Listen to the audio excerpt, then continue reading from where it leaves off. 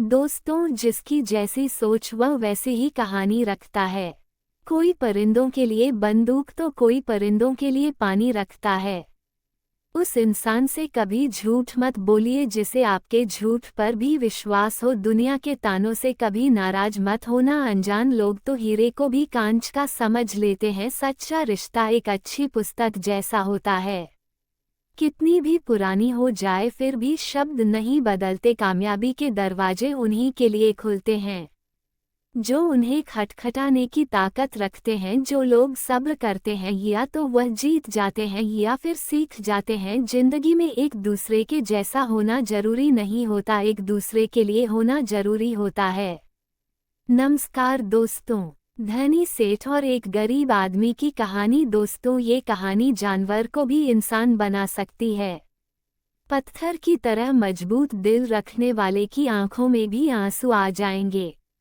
जिस गरीब आदमी को सेठ ने अपने महल के सामने एक रात्रि के लिए आश्रय नहीं दिया, उस गरीब आदमी ने सेठ के साथ कौन सा व्यवहार किया, इस कहानी से समझते हैं। दोस्तों, ये कहानी बड़ी ही शिक्षाप्रद, महत्वपूर्ण और ज्ञानवर्धक है। मेरा आपसे निवेदन है कि कहानी के अंत तक हमारे साथ में बने रहना। नमस्कार। पूरे नगर में फैला हुआ था और इसी कारण से उसे बहुत बार यात्राओं पर निकलना पड़ता था, परंतु सेठ इस व्यापारिक यात्राओं पर अकेला ही जाता था। किसी भी नौकर और अपने साथ किसी अन्य आदमी को लेकर के वह सेठ नहीं जाता था। इन यात्राओं के दौरान उसे कई बार घने जंगलों में होकर के निकलना पड़ता था और कई सराय में उसे रुकना पड़ता था। सेठ को अपने किसी भी नौकर पर विश्वास नहीं था, इसीलिए हमेशा वह सेठ अकेला ही यात्रा करने के लिए निकलता था। इसी तरह सेठ के दिन बीत रहे थे। एक बार की बात है, रात के समय वह सेठ अपने महल से सामने एक दिन टहल रहा था कि उसके सामने से एक बूढ़ा व्यक्ति आता हुआ दिखाई दिया। उस बूढ़े व्यक्ति के कपड़े बहुत ही फटे पुराने थे, सिर पर वह गठरी को लादे हुए थे। जैसे ही उसने सेठ को देखा, उस बूढ़े आदमी ने जो गठरी उसके सर पर रखी हुई थी उसे उठा कर के नीचे रख दिया और सेठ को प्रणाम करते हुए कहने लगा, श्रीमान जी, मैं बहुत दूर से आया हूँ और मैं बहुत थक गया हूँ। यदि आप आज्ञा दे तो यहाँ रात काट लूँ। उस बूढ़े व्यक्ति की बात को सुनकर के सेठ ने कहा, यह मेरा महल है, कोई धर्मशाला नहीं है। बूढ़ा व्यक्ति कहने लगा कि मैं केवल आपकी घर साल के बाहर ही पड़ा रहूंगा और सुबह होते ही यहाँ से मैं चला जाऊंगा। सेठ ने कहा, परंतु यहाँ तुम्हारी देखभाल कौन करेगा? उस बूढ़े व्यक्ति ने कहा कि मुझे किसी भी चीज की कोई आवश्यकता नहीं है, इसलिए देखभाल की कोई जरूरत नहीं है। सेठ ने कहा कि हमें क्या मालूम है कि तुम कौन हो? एक आदमी हमें रात भर के लिए तुम्हारी रखवाली के लिए यहाँ पर लगाना पड़ेगा। उस बूढ़े व्यक्ति ने कहा कि क्यों महाराज, ऐसा क्यों करना पड़ेगा आपको? सेठ ने कहा कि वह इसलिए करना पड़ेगा कि रात को तुम कोई वस्तु उठा कर के यहाँ से निकल ना जाओ। इस पर राम राम कहते हुए उस बूढ़े व्यक्ति ने अपने कानों को हाथ लगाया और सेठ को नमस्कार करते हुए अपने सिर पर उस गठरी को फिर से लाद लिया और वहां से चलने लगा। रात अंधेरी थी, आकाश में घने बादल छाए हुए थे, कभी कभी कुछ बूंदें भी होने लगती थी, आंधी आने का डर था। वह बूढ़ा व्यक्ति बुरी तरह से थक चुका था, उसके हाथ पैर काम नहीं कर रहे थे, उसका चलना फिरना कठिन था, परंतु सेठ के इन कट शब्दों ने उसे ऐसा घायल कर दिया था कि उसे अब उस नगर के किसी भी शहरी के पास जाकर के विश्राम करने का विचार छोड़ दिया था। जोरों की बरसात होने लगी। जिस तरह रात का अंधकार बढ़ता जा रहा था, उसी तरह से बूढ़ा आदमी भी अपने सर पर गठरी को लादे हुए आगे चला जा रहा था। समय बीतता गया। कुछ दिनों के बाद वह सेठ अपने मित्रों और अन्य सेवकों के साथ एक दिन शिकार खेलने के लिए जंगल में निकल पड़ा। शिकार खेलते समय उसे अपना घोड़ा एक हिरन के पीछे उसने लगा दिया। बहुत ही प्रयत्न करने के बाद वह उसके हाथ ना लगा और इसी दौड़ में वह सेठ अपने साथियों से आगे निकल चुका था। जंगल घना था और घने जंगल में घुस जाने के कारण वह सेठ अपने नगर का मार्ग भूल चुका था। लगभग कई घंटों वह जंगल में भटकता रहा। इतने में ही रात हो गई, बारिश चालू हो गई, आंधी चलने लगी और बादल छा गया। कोई भी ऐसा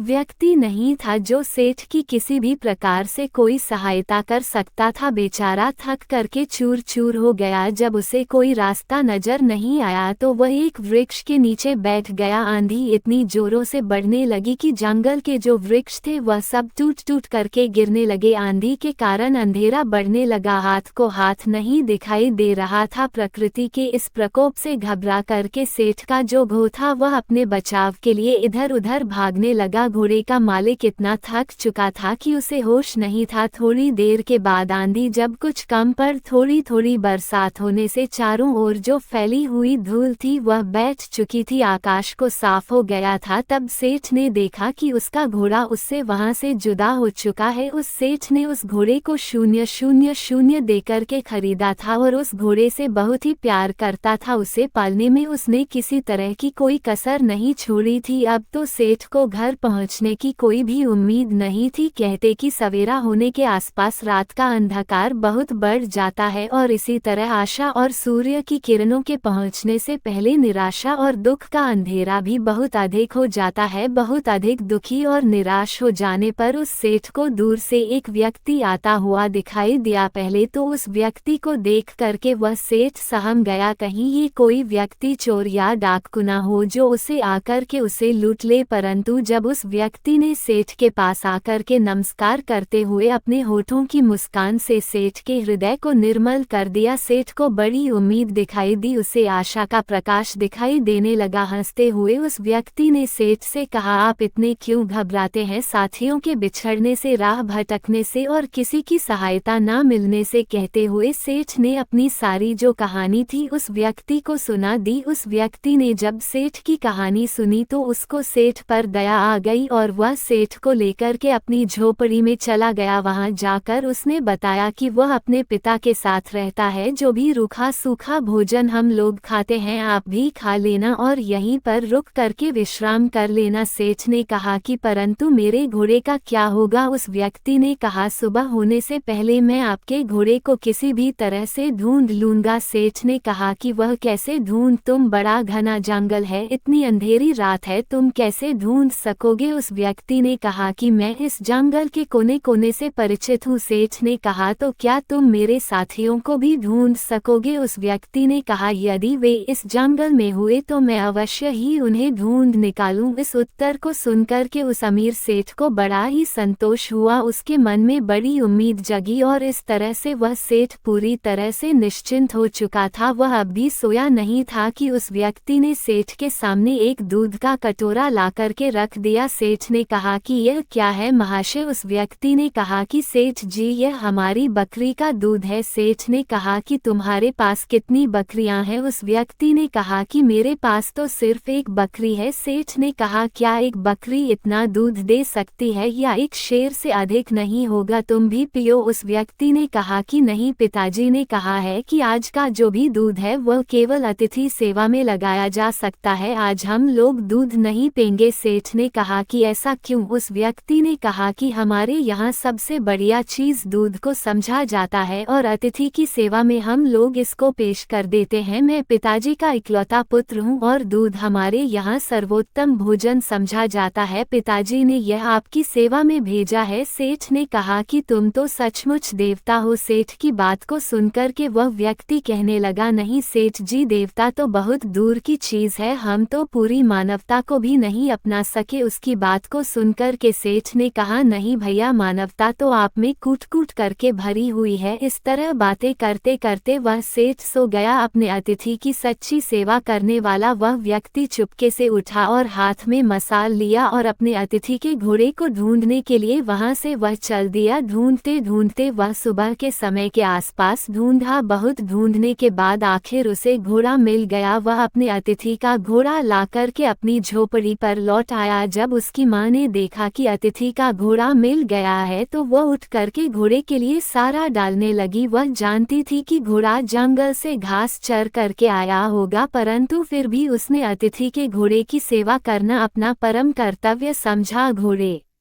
को यदि सारा न मिलता तो शायद अतिथि सेवा अधूरी समझी जाती। सुबह के समय जब वह अमीर सेठ सोकर के जगा तो उसने देखा कि उसका जो घोड़ा है वह सारा खा रहा था और अतिथि सेवक वह व्यक्ति उसके सामने हाथ जोड़े हुए कह रहा था, आज ईश्वर ने हमारी लाज रख ली। उसको सुनकर के सेठ ने पूछा कि कैसे। उस व्यक्ति ने कहा, सेठ जी आपका घोड़ा सकुशल मिल गया। यदि वह सामने की ओर निकल जाता तो शायद बाघ उसे अपना शिकार बना लेता। इतना सुनकर कि उस सेठ ने उस व्यक्ति को बहुत सा धन्यवाद दिया। इस समय उसे व्यक्ति की वृद्ध माता ने अतिथि के लिए दूध का कटोरा भर करके भेज दिया। दूध पी लेने के बाद सेठ घर लौटने की इच्छा प्रकट करते हुए कहा, मैं तुम्हारे पिताजी से मिलना चाहता हूँ। वह नव युवक अपने पिता को बुलाने के लिए गया। उसके पिता बिस्तर पर लेटे हुए आराम कर रहे थे। उस युवक ने पहुँच करके कहा कि पिताजी, जो अतिथि महाशय हैं वह आपको याद कर रहे हैं। उस पिताजी ने पूछा कि किस लिए। पुत्र ने कहा कि वे जानना चाहते हैं। पिता ने कहा, उनसे कहो कि कुछ दिन और ठहरे। पुत्र ने कहा कि मैंने कहा था परंतु वह नहीं मानते। पिता ने कहा, अच्छा तो उन्हें उनके घर तक छोड़ करके आओ। पुत्र ने कहा, जाने से पहले वह आपके दर्शन करना चाहते हैं। पिता ने कहा, बेटा अच्छा तो यही होगा कि मैं उनसे ना मिलूं। पिता की इस तरह की बात को सुनकर के पुत्र को कुछ आश्चर्य हुआ। उसने अपने पिता के सामने मुख से भी कोई शब्द नहीं कहा था। आज वह पिता को इस प्रकार देखने लगा मानो उसकी आंखों में शब्द कोई लिखा हो। पिता ने पुत्र के प्रश्न को पढ़ लिया और उसे धीरे से समझाता हुआ कहने लगा, बेटे तुम शायद यही पूछना चाहते हो कि मैं अतिथि से इस प्रकार दूर रह करके उसका निरादर क्यों कर रहा हूँ। असल में मेरी इस बात में भी अतिथि का सत्कार का भाव ही भरा हुआ है। पुत्र ने पिता की बात को सुन के कहा, मैं इस अनादर में आदर की भावना को समझ नहीं सका पिताजी। पिता ने कहा, समझाओ भी कैसे, ऐसी कौन सी कठिन बात है जो मुझे ना समझ सके। पिता ने कहा, यह एक व्यर्थ घटना है जिसके बारे में बताना नहीं चाहता। पुत्र ने कहा कि अच्छा तो अतिथि महोदय से आपके बारे में क्या कहूँ। पिता ने कहा कि यही कि पिताजी बूढ़े हैं और रोगी भी हैं। वो बिस्तर से उठकर कि चलने फिरने में असमर्थ, इसलिए उनका बाहर आना कठिन है। पुत्र ने अपने पिता का जो संदेश था वह जाकर के उस सेठ को सुना दिया। इस बात को सुनकर के सेठ कहने लगा, इस पवित्र स्थान पर आकर के मैं ऐसे महात्मा को देखे बिना यहाँ से कैसे वापस चला जाऊं जिसके घर में भूले भटके को मार्ग दिखाया जाता है, जहाँ अतिथि की सेवा की जाती है, जी जान लगा करके की जाती है, जहाँ अजनबी अतिथि के घोड़े को ढूंढने के लिए घर वाले अपनी जान की बाजी लगा देते हैं और जहाँ जो घर की गृहिणी है वह अपना खान पान उठा करके अतिथि के घोड़े की पेट भरने के लिए तैयार करती है। तुम्हारे पिता को देखकर ही मेरा जीवन सफल हो सकता है। सेठ का संदेश पुत्र ने पिता तक पहुंचा दिया।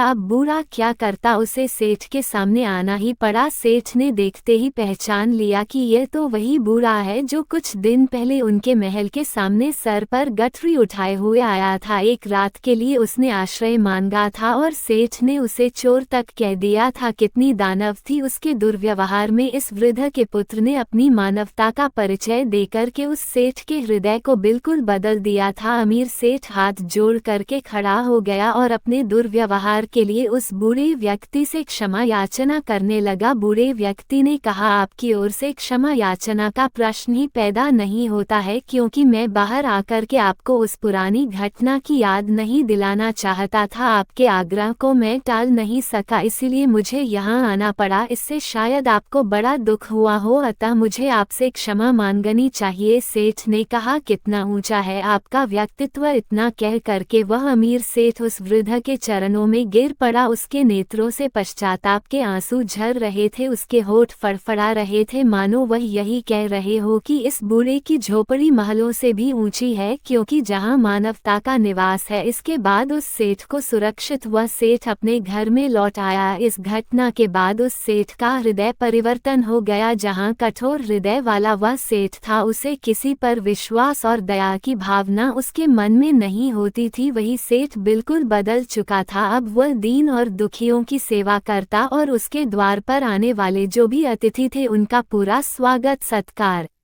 करने लगा। सेठ का पूरा परिवर्तन हो चुका था। जो पत्थर दिल सेठ था वह पूरी तरह से पिघल चुका था। दोस्तों, ये कहानी आपको कैसी लगी है, एक प्यारा सा कमेंट करके जरूर बताना। और यदि वीडियो आपको पसंद आया है, अच्छा लगा है, तो इस वीडियो को लाइक शेयर करके चैनल को सब्सक्राइब जरूर कर देना। तो चलिए फिर मिलते हैं ऐसी एक और नई वीडियो में एक नए मैसेज के साथ। तब तक के लिए अपना ख्याल रखें। धन्यवाद धन्यवाद धन्यवाद।